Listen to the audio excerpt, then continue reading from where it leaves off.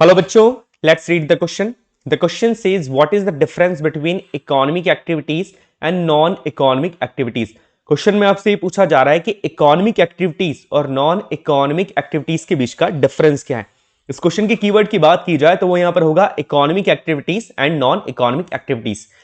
Answer में सबसे पहले आपको बताना है कि इकोनॉमिक एक्टिविटीज क्या होती है, बिकॉज जब यहां पर डिफरेंस पूछा जा रहा है दोनों का, तो दोनों को ही प्रॉपरली डिफाइन करना यहां पर जरूरी है, इकोनॉमिक एक्टिविटीज को भी और नॉन इकोनॉमिक एक्टिविटीज को भी.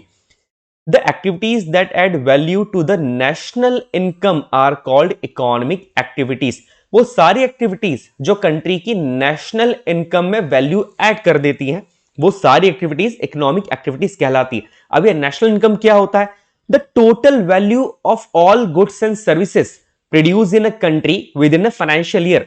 सारी गुड्स और सर्विसेज की टोटल वैल्यू जो कि किसी भी कंट्री के अंदर एक फाइनेंशियल ईयर में प्रोड्यूस होती है, वो उस कंट्री की नेशनल इनकम कहलाती है. तो नेशनल इनकम के अंदर जो भी एक्टिविटी वर्क कर रही है, कह सकते हैं कि नेशनल इनकम के अंदर जो भी एक्टिविटी पार्टिसिपेट कर रही है, वो सारी की सारी एक्टिविटी क्या कहलाती है? आपकी इकोनॉमिक एक्टिविटीज कहलाती है.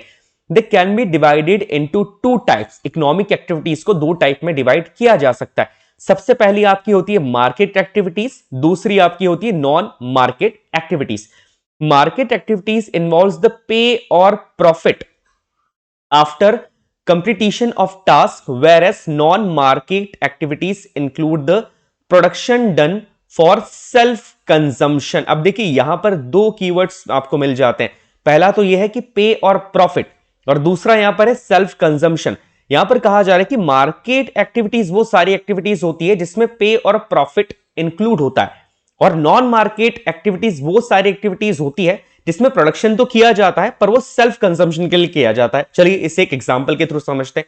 मान लीजिए कोई फार्मर है, वो अपने खेत में टोटल 100 केजी व्हीट प्रोड्यूस करता है, 100 केजी गेहूं प्रोड्यूस करता है. उस 100 केजी में से जब वो 80 केजी ले जाके मार्केट में सेल कर देता है, तो सेल करने के बाद उससे कुछ पैसा मिलता है, उससे कुछ प्रॉफिट होता है.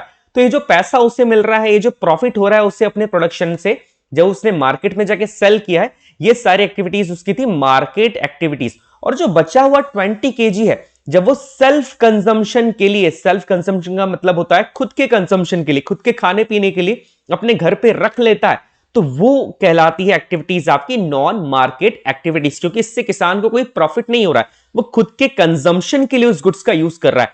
नेक्स्ट अगर आप देखते हैं तो नेक्स्ट यहां पर आ जाएगा नॉन इकोनॉमिक एक्टिविटीज.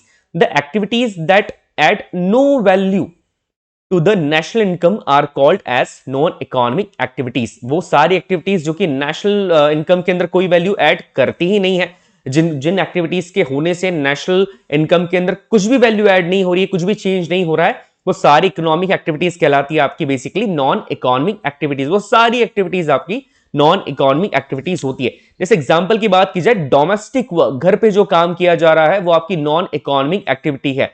जैसे आपकी मदर अगर घर पे आपके लिए खाना बना रही है, अब वो खाना बनाने के बदले उन्हें कोई मनी नहीं मिल रहा है, कोई पैसा नहीं मिल रहा है, कोई इकोनॉमिक एक्टिविटी नहीं हो रही है. दैट्स वाई वो जो एक्टिविटी है या वो जो वर्क है, वो आपका नॉन इकोनॉमिक एक्टिविटी के अंदर आता है.